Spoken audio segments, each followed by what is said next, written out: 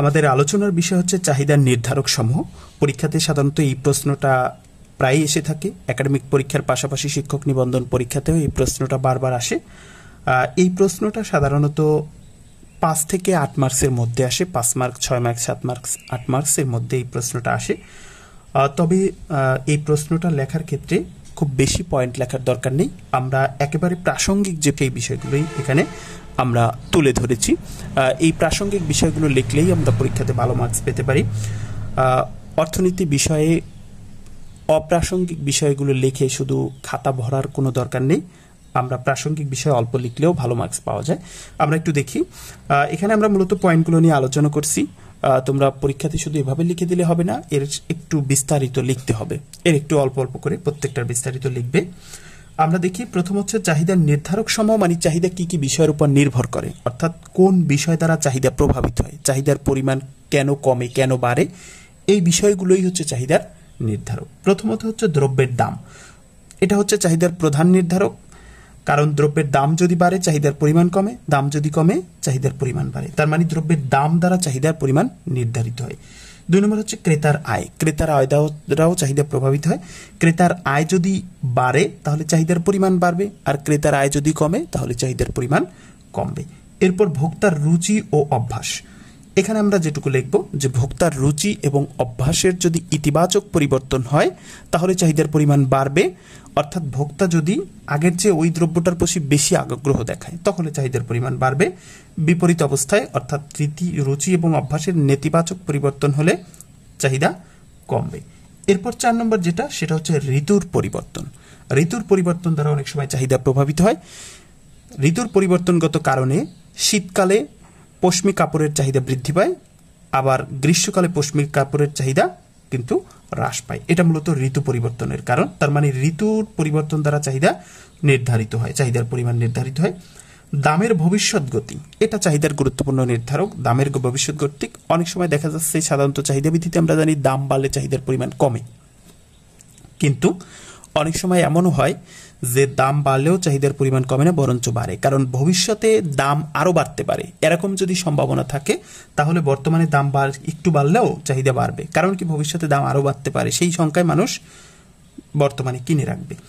এরপর হচ্ছে পরিবর্তক দ্রব্যের দামের পরিবর্তন। 6 নম্বর যেটা, পরিবর্তক দ্রব্যের দামের পরিবর্তন, এটা গুরুত্বপূর্ণ। পরিবর্তক দ্রব্যের দাম দ্বারা চাহিদা প্রভাবিত হয়। পরিবর্তক দ্রব্য বলতে হচ্ছে যে একটার পরিবর্তে আরেকটা, যেমন চিনির পরিবর্তে গুড়। এখন চিনির পরিবর্তে যেহেতু গুড় ব্যবহার করা হয়, চিনির যদি দাম বাড়ে তাহলে কিন্তু গুড়ের চাহিদা বাড়বে। কারণ চিনি যে যে জায়গায় ব্যবহার করা যায়, গুড় কিন্তু সেই জায়গায় ব্যবহার করা যায় অনেক ক্ষেত্রে। সেখানে চিনির যদি দাম বেড়ে যায় তখন চিনি ব্যবহার মানুষ না করে গুড় ব্যবহার করবে। অর্থাৎ পরিবর্তক দ্রব্যের ক্ষেত্রে একটি দ্রব্যের দাম বাড়লে অন্য দ্রব্যে চাহিদা বাড়ে।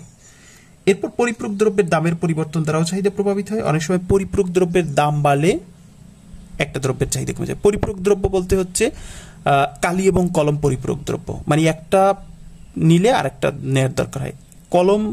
কালি ছাড়া কলমের কোনো মূল্য নেই, আবার কলম ছাড়া কালির কোনো মূল্য নেই। এজন্য কালির দাম যদি বাড়ে তাহলে কালির চাহিদা কমবে, আর কালির চাহিদা কমলে কলমের চাহিদাও কমবে। কারণ কালি ব্যবহার করবে কালির যদি দাম বাড়ে তাহলে কালি তো ক্রয় করতে পারবে না, ফলে কলমও কম ক্রয় করবে মানুষ। তার মানে পরিপূরক দ্রব্য দ্বারাও প্রভাবিত হয়।